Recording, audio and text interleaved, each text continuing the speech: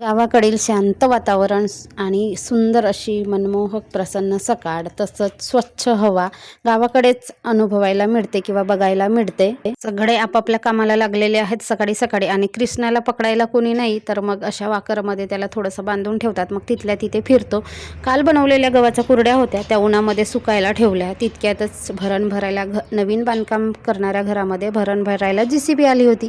रुद्रांशला तर मग असे आवडतातच. मग तो काय सारखं बघत बसला बराच वेळपर्यंत, जोपर्यंत JCB जात नाही तोपर्यंत. गाईच्या वासराचा दुसरा दिवस आहे. तर बघा, गाईचं जे वासरू असते ते जन्मल्याबरोबर काही तासामध्ये चालायला लागतो.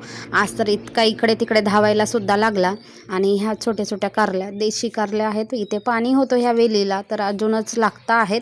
आणि ही आहे आमची भात शेती. आता कुणी नाही आहेत गावामध्ये, मयत झाली तर सगळे तिकडेच गेले. आणि इकडे माकडं पण भरपूर आलेले आहेत आणि झाडाला आंबे भरपूर लागले, म्हणून मी आता हाकलण्याचं काम करायला घरी आहे.